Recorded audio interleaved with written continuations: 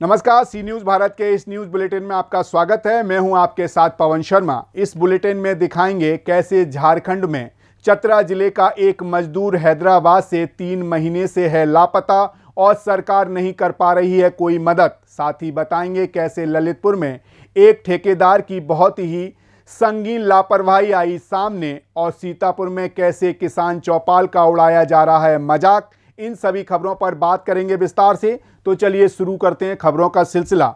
खबर लावालौंग से, जहां चतरा जिले के लावालौंग प्रखंड क्षेत्र अंतर्गत मधनिया गांव कासीडीहा टोला के लुरिक भुइया, जिनकी उम्र 32 साल है, परमेश्वर भुइया अपनी जीवन यापन और 2 वक्त की रोटी कमाने के ख्याल से विगत 3 महीने पूर्व हैदराबाद के तेलंगाना में टाइल्स फैक्ट्री में काम करने के लिए अपने घर से निकले थे।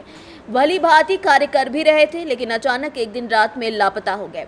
साथ में काम कर रहे उनके गांव के स्थानीय मजदूर, इसकी सूचना उनकी पत्नी मुनिया देवी को दी गई।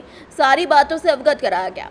काफी खोजबीन की गई, जो आज तक उनकी कोई भी जानकारी नहीं मिल पाई है। लावालौंग संवाददाता से बातचीत के दौरान नम आंखों से लुरिक भैया की पत्नी ने बताया कि 2 छोटे छोटे बच्चे हैं। इसके पूर्व में भी पति काम करके वापस आए थे, हैदराबाद गए थे। घर में वो इकलौते कमाऊ थे, उन लोगों का एकमात्र सहारा थे। आज तक खोजबीन करने के बावजूद उनका कुछ पता नहीं चला है। साथ ही साथ उनके भाई ने भी काफी निराशा जताई है और साथ ही साथ सरकार से उनको ढूंढने की गुहार लगाई है और एक नंबर 8733081640 के माध्यम से किसी भी जानकारी को देने के लिए कहा है, ताकि कोई भी सूचना मिले तो उनके परिवार तक पहुंच सके। जी बताइए, क्या समस्या है आपके साथ? समस्या ये है कि मेरा भाई हैदराबाद कमाने के लिए गया था, पुलिस वाला में काम करता था। उसका 3 महीना से लापता है, नहीं मिल रहा है कहीं। और यही कह रहे हैं कि उसको खोजने के लिए मदद कराए सरकार से। आपको कैसे पता चला वो खो गए हैं?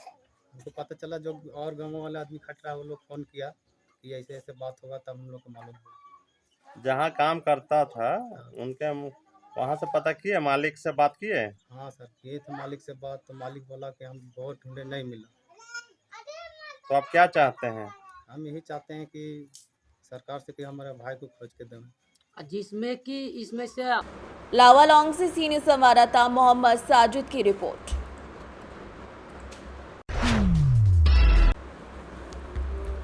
खबर ललितपुर से है, जहां जनपद ललितपुर तहसील महरौनी अंतर्गत ग्राम कुरौरा ठेकेदार द्वारा बड़ी ही लापरवाही सामने आई है।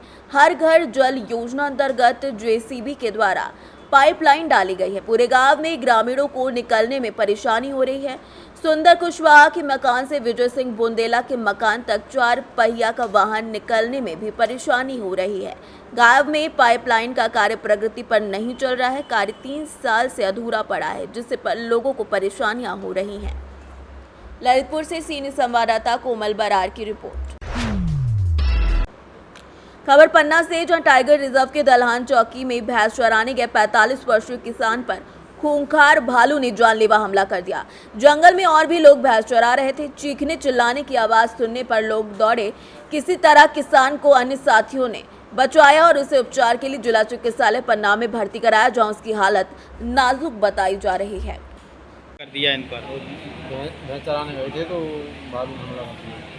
किसने? भालू ने हमला किया। जी, फिर कैसे आप लोग को जानकारी लगी इसकी? इनके साथ में कोई नहीं था, तो यहाँ जंगल से रोड तक चल के आए, फिर यहाँ लोग बागों ने देखा तो घर ले रहा है। फिर कहाँ लेकर आए आप? जी, हम जिला से पन्ना अस्पताल लेकर आए। कहाँ कहाँ चोट आई है इनकी? इनके सिर में चोट है और मतलब पूरे शरीर में चोट है। गंभीर रूप से घायल हैं? जी अच्छा, वन विभाग के कोई अधिकारी आए इनको देखने के लिए? जी, रेंजर मैडम आई थी और DO साहब आई थी। सहायता राशि भी दी है उनने क्या? जी, 5000 रुपये दिए जी। अच्छा, कुछ आश्वासन दिया है आगे इलाज के लिए? बोल रहे थे जितना पैसा लगेगा हम सब देंगे। क्या नाम है आपका? देवेंद्र कहाँ के रहने वाले हैं? बहराम से। पन्ना से सीनियर संवाददाता रीना सोनी की रिपोर्ट। खबर सीतापुर से है, जहां उत्तर प्रदेश में सरकार में गांवों के विकास को गति देने के लिए ग्रामीण विकास द्वारा माह के प्रत्येक शुक्रवार को ग्राम चौपाल लगाई जाती है, जिसमें ग्रामीण अपनी समस्याओं को जन चौपाल में जाकर बताते हैं। मगर विडंबना यह है कि ग्राम चौपाल में ग्राम पंचायत सचिव, प्रधान और एडीओ पंचायत के अलावा कोई और अधिकारी अपने कार्यालय से बाहर आना ही नहीं चाहता। तो ऐसे में जनता अपनी समस्या किसे बताए।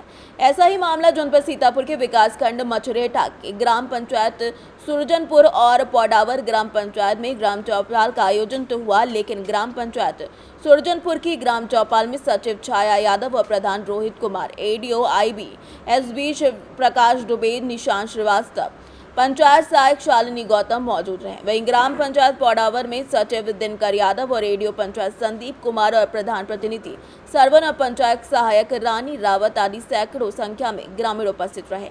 किंतु ग्राम चौपाल में अन्य विभागों के अधिकारियों का ग्राम चौपाल में न जाना कहीं योगी सरकार की ग्रामीण विकास की मंशा को पानी फेरने जैसा है। ग्राम पंचायत पौडावर में कोई भी आवास सूची में नाम अवशेष नहीं है। आवास मिलने के संबंध में आवास प्लस का एक ऐप होता है, आवास प्लस, ठीक, वो अभी जल्द से जल्द खुलने वाला है।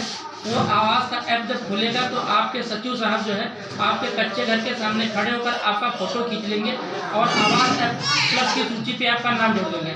उसी सूची से जो सूची बनेगी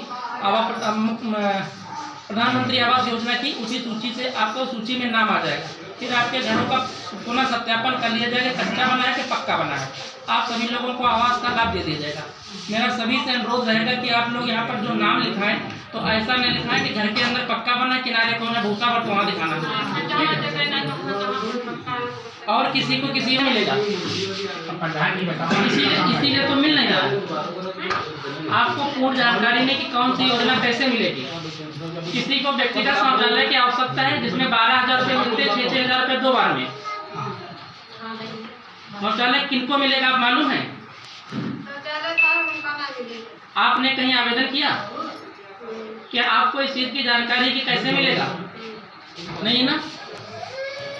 तो इसकी जानकारी इनको कैसे मिलेगी भाई साहब, उसका भी स्पष्ट करें आप। जो ग्राम चौपाल बुलाई गई है, इसी का उद्देश्य यह है कि बहुत सारी जो योजनाएं संचालित हो रही हैं उन योजनाओं के बारे में आपको जानकारी होना चाहिए कि कौन सी योजना में कौन कौन से अभिलेख लगेंगे। सीतापुर से सी न्यूज संवाददाता अविनीश सिंह की रिपोर्ट। खबर सीतापुर से है, जहां हरगांव थाना क्षेत्र के अंतर्गत राजेपुर में मुस्लिम लड़के से परेशान जायसवाल परिवार के लोगों ने 2 को मौत के घाट उतार दिया। शुक्रवार की शाम लगभग 5 बजे अब्बास अली निवासी ग्राम राजेपुरा हरगांव बाजार से आकर घर के बाहर बैठा था। तभी गांव के ही पड़ोसी शैलेंद्र जायसवाल वहां पर पहुंचे। शैलेंद्र की माता का अब्बास अली और उसकी पत्नी से विवाद होने लगा। रामपाल के परिजनों ने लाठी डंडों के साथ धारदार हथियार लेकर अब्बास पुत्र इंसान अली 55 वर्ष व उसकी पत्नी करुसनिशा पर हमला कर दिया। मौके पर ही दोनों की मौत हो गई। ग्रामीणों के अनुसार मृतक दंपति के पुत्र शौकत के रामपाल की पुत्री रूबी के नाजायज संबंध थे। शौकत 2020 में रूबी को भगा ले गया था। उस समय रूबी नाबालिग थी। मामला दर्ज कर पुलिस ने शौकत को जेल भेज दिया था। इसके बाद इसी जून में फिर से विवाहित रूबी को भगा ले गया। घर वालों ने बहला फुसला कर भगा ले जाने का मामला पुलिस में दर्ज कराया, लेकिन अब रूबी बालिग हो चुकी थी। उसने अपना बयान भी शौकत के पक्ष में दे दिया, जिससे उस मामले में शौकत पर कोई दोष सिद्ध नहीं हो सका। कुछ दिन बाद पुराने मामले में शौकत को फिर से प्रेमिका के भगा ले जाने की खबर आई। उसी से व्याकुल होकर रामपुर और उसके परिवार ने मिलकर अब्बास और उसकी पत्नी को मौत की नींद सुला दिया। क्या कहना चाहेंगे? आज शाम के समय थाना हरगांव के अंतर्गत ग्राम राजेपुर से सूचना पुलिस को प्राप्त हुई कि 2 पक्षों में झगड़ा हुआ है, जिसमें 2 लोगों की मृत्यु हुई है। पुलिस के द्वारा मौके पर पहुंचकर जब मौका मुआयना किया गया तो इसमें पाया गया कि 2 व्यक्ति जिनका नाम अब्बास और कमरुल निशा हैं, ये दोनों आपस में पति पत्नी हैं और इनकी उम्र लगभग 50 वर्ष है। इन दोनों की हत्या हुई है। इसमें जो इनके परिवार के जो छोटे बच्चे अभी यहाँ पर मौके पर मौजूद हैं और जो गाँव के जो अन्य निवासी हैं उनके द्वारा बताया गया कि इनके पड़ोसी एक दूसरा परिवार है जो शैलेंद्र जायसवाल वो उनका परिवार है। इस परिवार के लोगों ने इनके घर के दरवाजे पर आकर मारपीट की, जिस मारपीट में लोहे के डंडे और रॉड इत्यादि से इनके ऊपर वार किया गया, जिससे इनकी मौके पर मृत्यु हो गई। पुलिस के द्वारा शव को कब्जे में लेकर पंचनामा पोस्टमार्टम की कार्रवाई कराई जा रही है। इसमें जो पूरी जब विस्तृत जाँच की गई तो इसमें ज्ञात हुआ है कि इस परिवार के मध्य पिछले कई सालों से एक संघर्ष चल रहा था जिसमें जो मृतक परिवार है इनका एक बेटा है जिसका नाम शौकस है। ये कुछ समय पहले जो आरोपी परिवार है उस परिवार की एक लड़की के साथ में फरार हो गया था। उसमें एफआईआर लिखी गई थी, उसमें चार्जशीट लगी थी और उसके आधार पर उस लड़के को जेल भेजा गया था। अभी 2 दिन पूर्व वो लड़का जेल से वापस आया था। वापस आने के पश्चात इन लोगों में फिर से इस बात को लेकर वाद विवाद हुआ और इसी वाद विवाद के क्रम में ये घटना हुई है। इसकी विस्तृत जांच कराई जा रही है, एफआईआर पंजीकृत कराई जा रही है। मौके पर कानून व्यवस्था की स्थिति सामान्य है।